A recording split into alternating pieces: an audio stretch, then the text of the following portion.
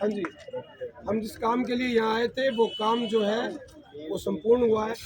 Collector साहब को और एसडीएम साहब तक जो है अपना ये ज्ञापन जो है वो पहुँच गया है, जिसमें हमने लिखा भी स्पष्ट था और बोल भी स्पष्ट दिया है कि ये बोर्ड केवल पीटीए के साथ नहीं, इस साल को ही देखें तो 5 भर्तियों के साथ एससी जो है तानाशाही कर चुका है। इसका जो ये रवैया है वो बिल्कुल भी छात्र के हितों में नहीं है।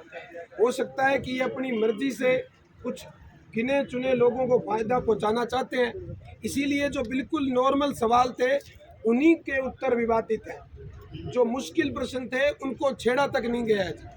ज़्यादातर बच्चों ने 15,000 लोग 42,000 लोग बैठते हैं भर्ती में और 15,000 लोग आपत्तियां दर्ज करवाते हैं।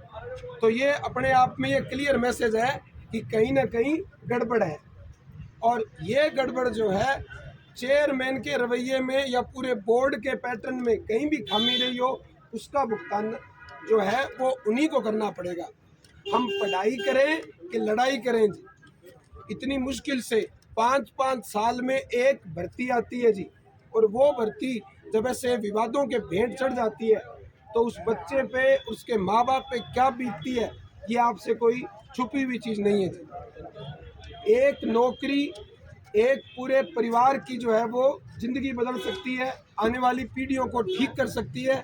इस उम्मीद से एक सामान्य या सामान्य से कमज़ोर वर्ग का आदमी जो है वो अपने बच्चे को, लड़के को, लड़की को जो है अपनी चादर से बाहर पांव फैलाते हुए भी जो है पढ़ाता है जी, इस आस में कि कल को वो जो है नौकरी लगेगा जी। वो बच्चे जो खेलों में रुचि रखते थे उन्होंने अपना खून पसीना ग्राउंड में इसलिए नहीं बहाया था कि जब उनको सरकार में नौकरी की बात आए तो तब वो ऐसे जो है घटिया राजनीति के जो है वो बलि के बकरे बन जाएंगे। अब ये जो मैसेज है केवल हनुमानगढ़ जिले में नहीं है, आज 18 से 19 अलग अलग स्थानों पर ज्ञापन दिया गया है। ये सारी जो बात है ये अपने आप में एक आंदोलन का रूप ले रही है। आप अपनी मर्जी से आहुति जो है इसमें समय की जो है आपको देनी पड़ेगी। आप अगर ऐसे चाहते हैं कि हम जैसे लोग इस चीज़ को आगे रखें, ये तभी संभव है जब आप प्रॉपर रूप से समय देंगे, जहां ज़रूरत होगी वो कार्य करेंगे।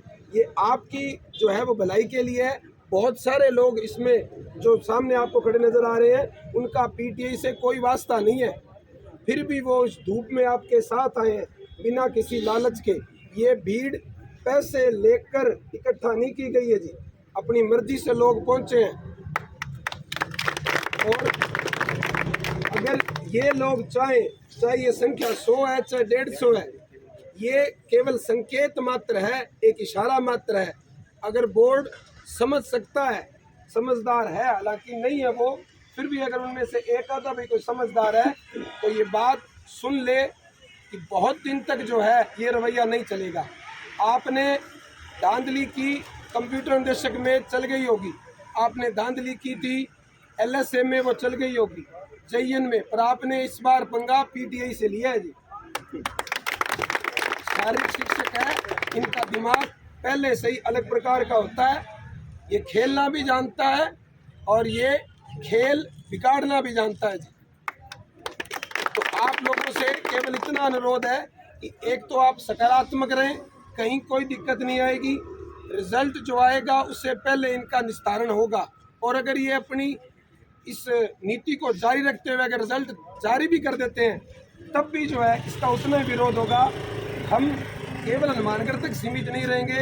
इस बात को अधीनस्थ बोर्ड का घेराव ही इस समस्या का अंतिम समाधान है, वो चाहे हम आज करें चाहे हफ्ते बाद करें जी।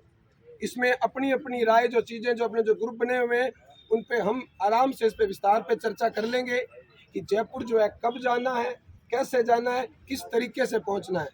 क्या आप तैयार हैं? Yes sir. कहने के लिए तैयार हैं या सच में तैयार हैं? और ये फिर से यहाँ कोई एजेंडा जो जाएगा वो अपनी मर्जी से अपने खर्चे पर, किसी को हमें इस चीज़ में बिल्कुल ही जो है कोई एंगल अलग नहीं लाना है कि हम जो है कैसे जाएंगे, इकट्ठा करो पैसे, नहीं। अपने अपने मन से आप बस से जाओ, आप हवाई जहाज से जाओ, आप पैदल जाओ, जैसा मन करे वैसे जाओ। वहाँ जाके कैसे रहना है वो आप देखें। इतने महीने इतने घंटे जो आपने पढ़ाई की है, यूँ समझ लो ये भी पढ़ाई वाले काम ही है जी।